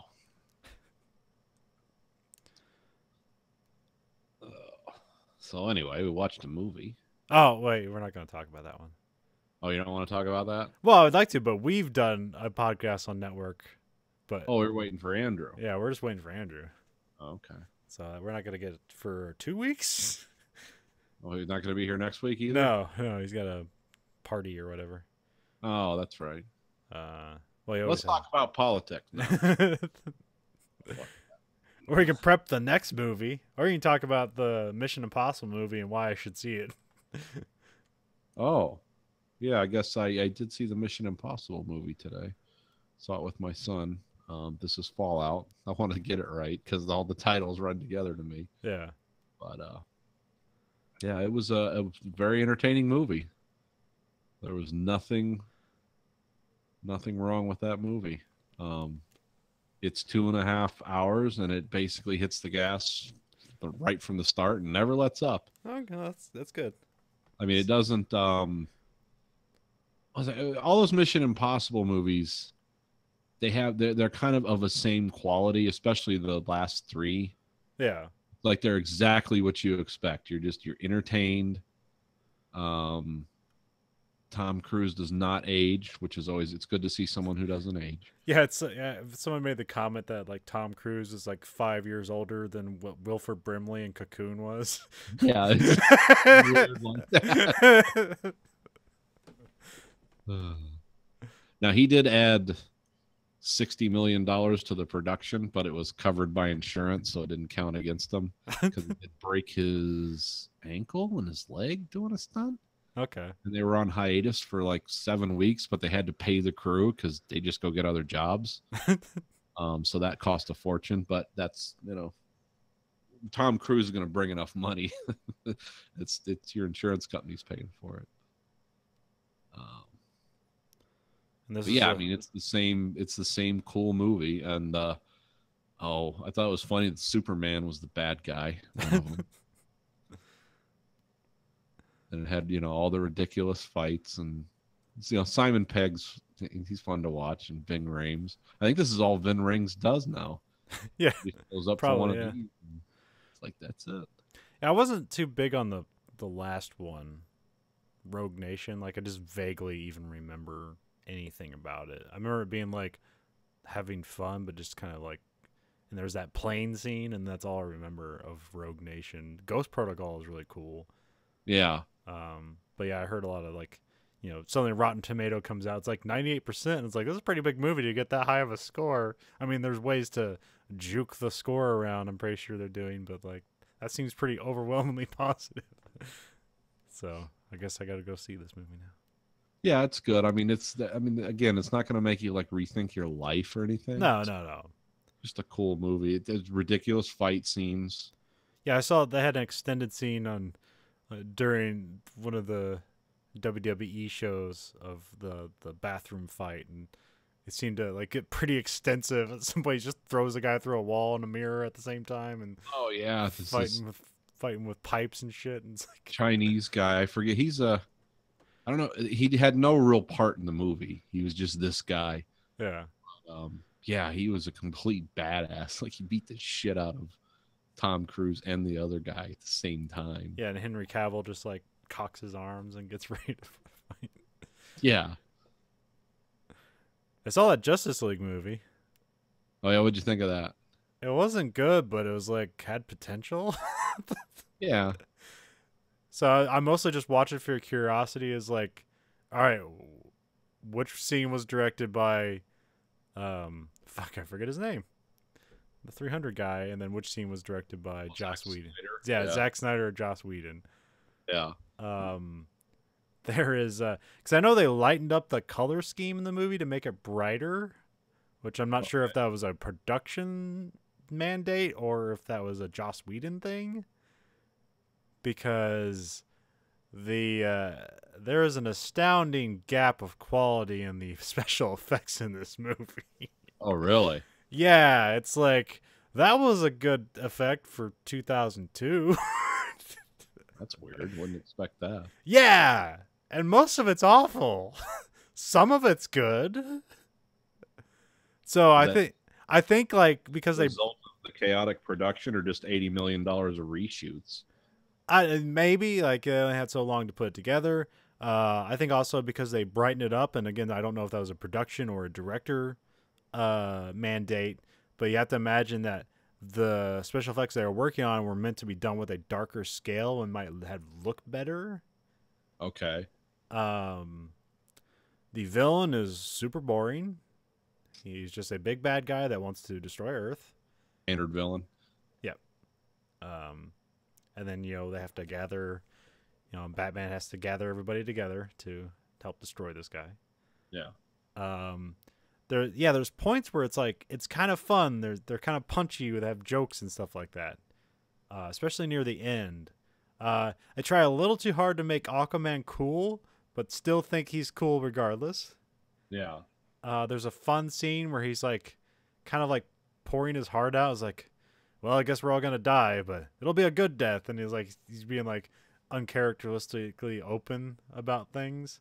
Yeah. And then Ben Affleck kind of looks over him like coughs for a little bit, and then like he gets up and he sees he's sitting on the lasso of truth, and that's like he's opening up and telling his feelings to everybody. Oh. And he's like, and then he like goes over to the Flash. He's like, if you say anything, I'll murder you. There's some stuff with the Flash that's kind of like good, but it's mostly, it seems like they just stole everything from the Quicksilver scenes from the new X-Men movies. Okay. Where they like kind of do shit in slow motion and like he's kind of moving around. So that wasn't necessarily new, but I guess it. Those Quicksilver scenes in those X-Men movies were some of the most perfect scenes I've ever seen. For that kind, it's like, how are we going to convey this ridiculousness exactly this way? It's like, okay, that's pretty cool, actually. So yeah, there's like almost a fun movie there, but not. It's better than Batman versus Superman, but still not a good movie. But yeah, here's hoping for what's their next thing? It's either that I can't remember. Yeah, Aquaman, and they also have that Wonder Woman 84 movie, which seems interesting, like an interesting. Oh, they're going back to the 80s? Yeah. Oh, okay. Well, technically, they're going forward to the 80s. Oh, from the 40s? Yeah, well, yeah. We're going from World War I to the 80s. Okay. So, well, I mean, I guess backwards from the contemporary movies, but like for her, if you consider Wonder Woman like her origin story, then we're moving forward from that to the 80s. So it's like it's going to take place in the time when the first Wonder Woman television show was taking place. Oh, okay. So that'll be interesting. You know, and you know, 80s stuff is all hot now, or almost over with. Who knows?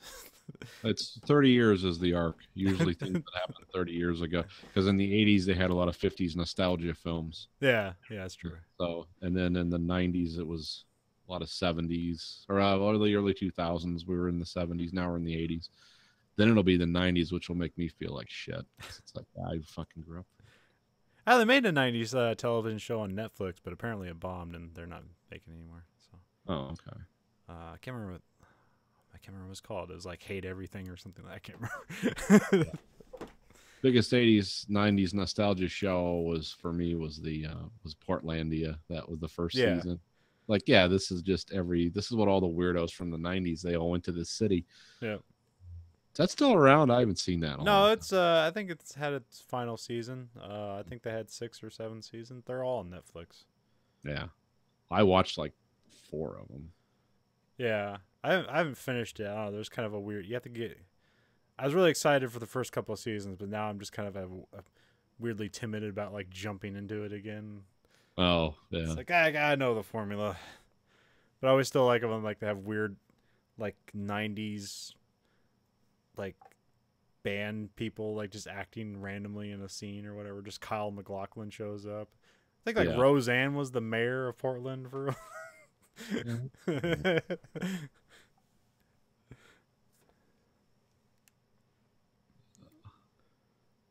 Yeah, I'm almost through my Babylon 5 epoch. Oh, where are you on the arc now? The tail end of season 4. How many seasons were there? Well, there were technically 5, but the 5th one I think came 2 years after the 4th because this is one of those change periods. So they essentially ended the series in season 4. Yeah. And then we got a 5th season. Okay, we'll just pick up. And it kind of got weird because Claudia Christensen wasn't back, and there was everyone else had other jobs, and they were trying to fit them in season 5. But yeah, it's I like it more. I mean, I can definitely see its origins. Like it's but yeah, I do like. I mean, it's a lot more Lord of the Rings, a lot less Star Trek. You know, Yeah. it's definitely can see like, oh, they just made Lord of the Rings into a sci-fi show, and it's kind of cool. I mean, the real giveaway there is we got the shadows and their homeworld, Zahadum. It's like, oh, did you just lift that from the Miss Silmarillion somewhere? That sounds, and the Minbari look like elves, and it's like, what are we doing? Did they have to take a ring to Mordor? No, not quite. I mean, I'd like Babylon 5 is the only reason I'm watching it this way is because it's available on Amazon now. Yeah. I've never seen it in order. I've seen, this part and that part, and it's like, this looks cool. Too bad I'll never see it. How did they shoot it? Was it meant to be seen episode, or was each episode somewhat contained, or was it meant to be No, the all whole thing one was narrative? a giant through line. You, Okay. you really have to watch them in order. I mean, there's some of them. I mean, they were doing 22 episode arcs. Yeah. That's pretty vigorous, and you could tell when they spend a bunch of money in one episode, the next 5 is just like people in the station talking about stuff. It's all their money on the. Oh, we got stuck in the elevator again. Yeah. So, but they, yeah, it was the first big sci-fi show that was like, this has a beginning, a middle, and an end, and we're pretty much going to stick through it, which was amazing. They did, considering some of the cast changes they had and stuff like that. I mean, they lost their main character after the first season, so, which was really sad. A lot of sad stories come out of Babylon 5.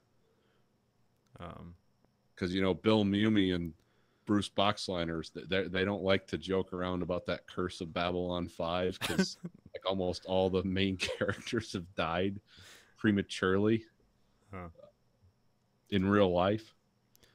So what's on the horizon after this? You just gonna go into Crusader for one season, or do you have something else in mind? No, well, after this I'll take a break because I won't be able to see any of the movies that TNT Oh, made. I forgot they made movies. But I guess those are terrible. Probably. So they're just like, yeah, stick. I mean, even hardcore fans are like, yeah, you're not missing anything. And then Crusade was like a cool idea, but was canceled before it was released. And then it's actually the way they present it is shown out of sequence, which is weird. That's what happened to Firefly. Yeah.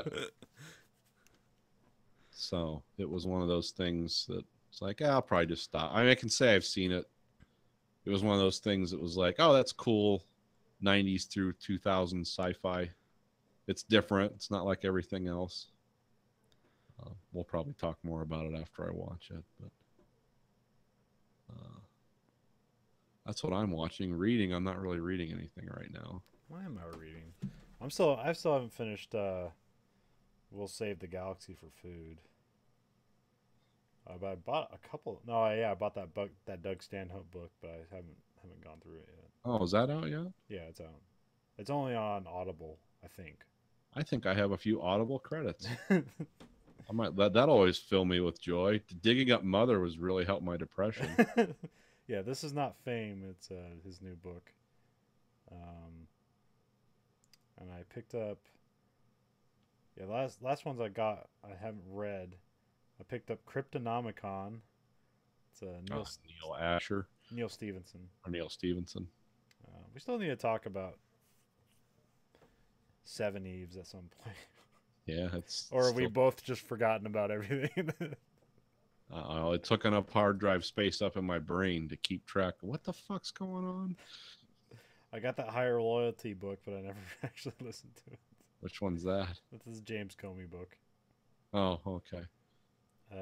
I'll Be Gone in the Dark. That's it's Patton Oswalt's late wife book. Oh, okay. And then Elysium Fire. So those are the last I've read that one. And I got that Oathbringer and Gift of Fear. Those are the other ones I got. I haven't listened to. But I don't have anything on the horizon for reading right now. Was November? Is that the new Expanse book? Yeah. Okay. Yeah. Oh yeah, I kickstarted their role playing game. Oh, okay. So, which they're now like almost like 1,000% funded. That's always good. I don't even know why they kickstarted that. They could have just produced that. Well, no, they have to like. Well, the guys who are doing it, there's like a whole like gaming system that they use, like a rule book. Okay.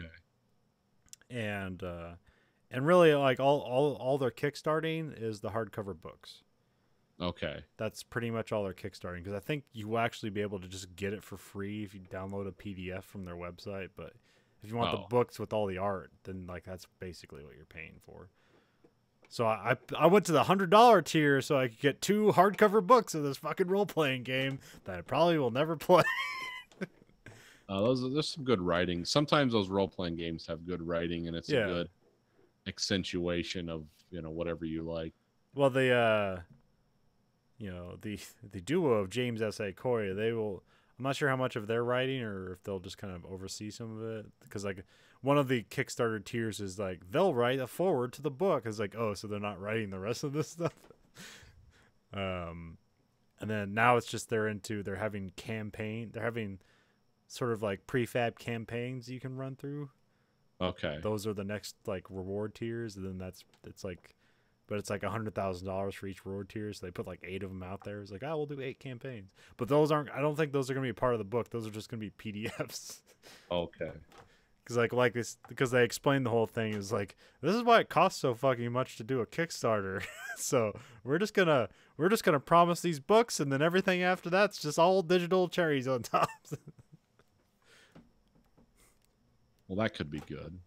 Yeah, we'll see if we can work that in the show, because I've never actually done a tabletop D&D like RPG before. Oh, it's not exciting. It can be. It depends on if you have storytellers there or you have technicians. Yeah. There's ways that can go. There's guys that are creative and everyone's thoughts flow together, and there's people like, well, the rules say you can't do that. Okay, all right. Yeah, kind Just of. scrap all this shit we've been talking about then for the last 5 hours. Well, I mean, it would just be us, which D&D stuff probably doesn't really work with. You really need like maybe 5 people, maybe more to make it. Yeah. So we'd have to like invite people on the show, or at least the thing we could do, we could build characters on the show. We could like make character sheets on the show and like present them on the show. Because like I think in the system, like there's no like life points. It's like luck. Oh, okay. So like you don't run out of life, you run out of luck. Yeah, I could see that. Which I was the thing that they were talking about Uncharted. You know, the Uncharted games. Yeah. And they were talking about like they're saying Nathan Drake doesn't have a health bar. It's like the screen starts to glow red. Like when you're getting hit by bullets, the screen starts to glow red when you're about to die. But they made it think like, oh, he's not actually getting hit by bullets. Like the red growing in on the screen, that's like his ruck running out, and then when he finally gets hit by a bullet, he dies immediately. Oh, it's actually sort of cool in a way. Yeah. In the real world, if you get shot by a bullet, everything stops.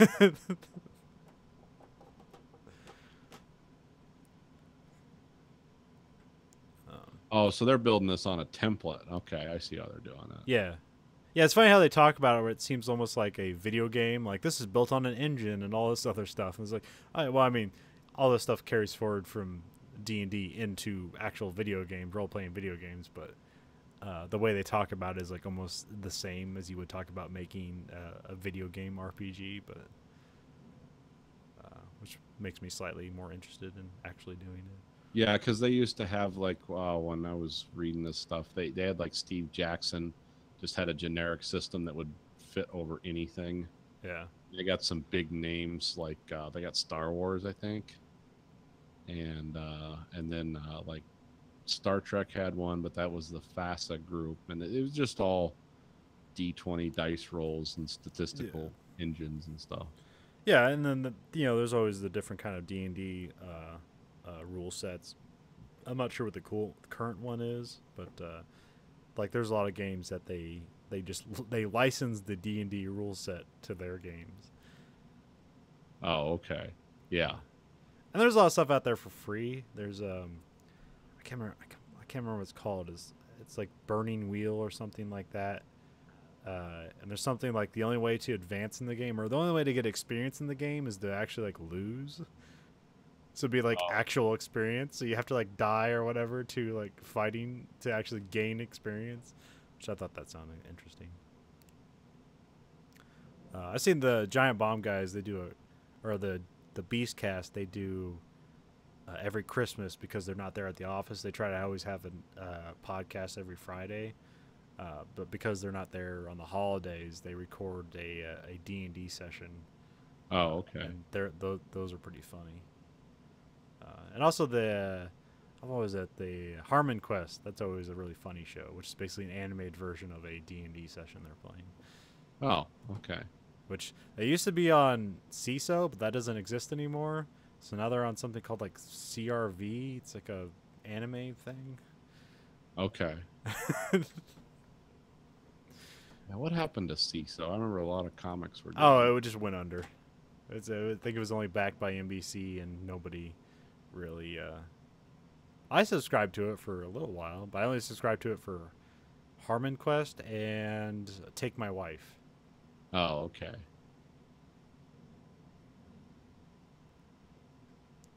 Which I think Take My Wife is somewhere else now. Like they got picked up for a second season. Yeah, probably.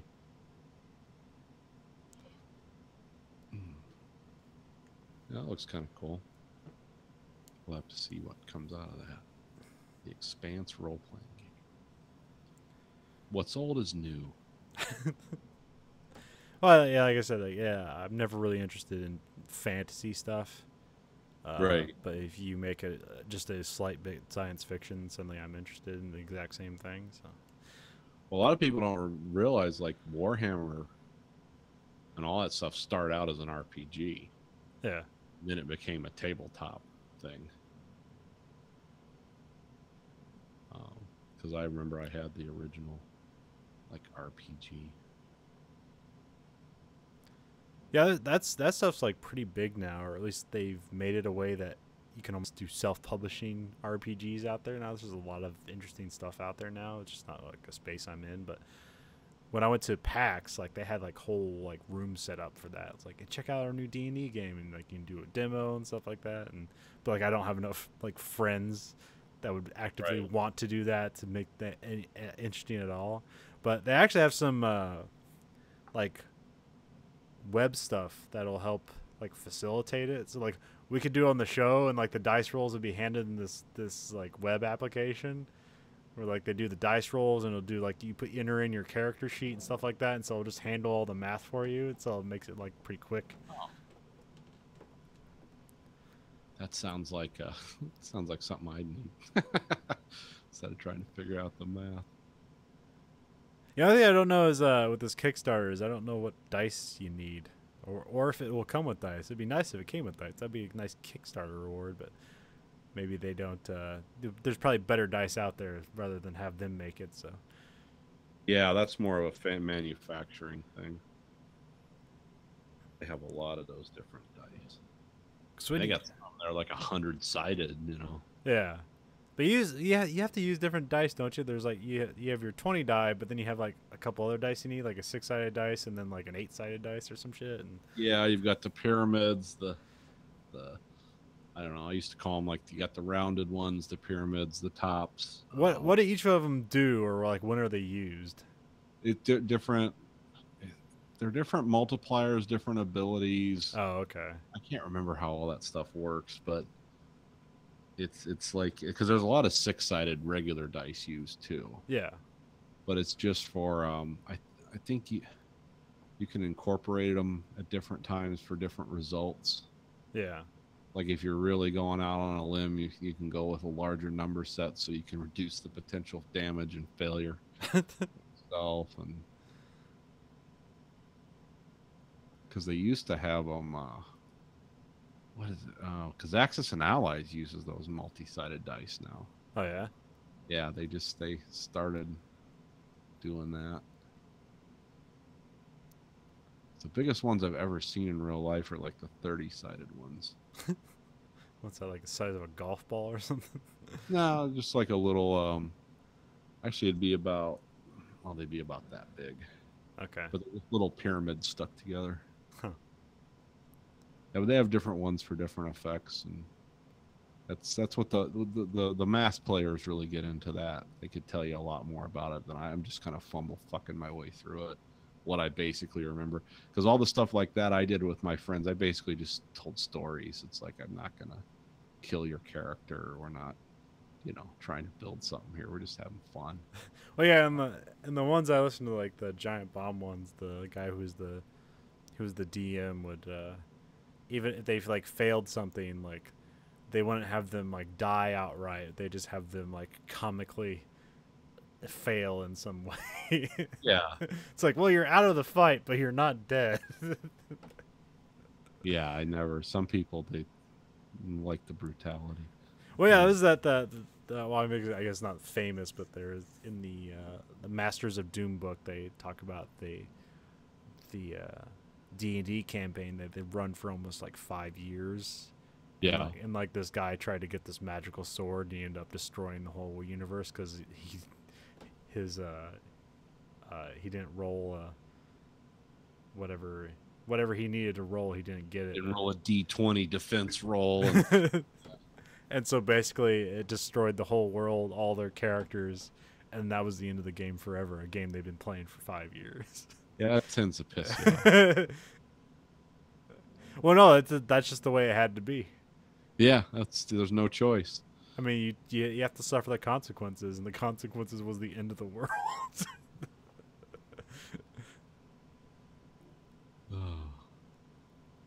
Yep. Which carried forward into Doom somehow. So Yeah, it was probably all part of their creative process. yeah, Because wasn't like that's like a room full of geniuses, right? yeah. Well, mostly just John Carmack Carmack. is Yeah. the biggest. He's the actual genius, slightly autistic guy, but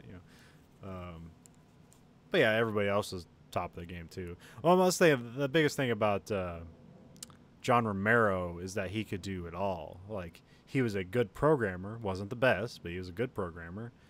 He's also a good artist and musician too. So he basically just had like all these multifaceted things, and he could also like charm people and like Yeah. do all the talking. And like John Had a Carmack, personality. yeah, John Carmack did not have a personality at all.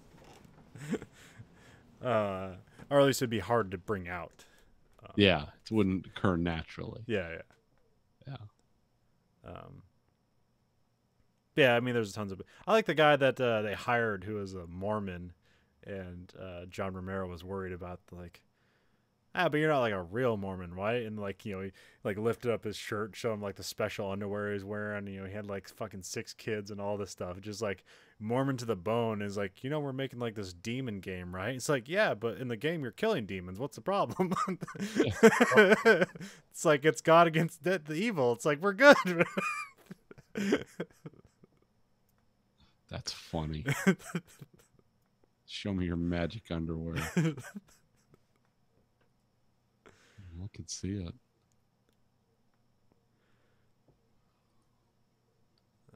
All right. Well, do we have anything else for this week? Ah. Do we need anything else for this week? No. All right. Well, this week for the American Greed Factory podcast, this is Nathan. This is Conlon. Goodbye, America.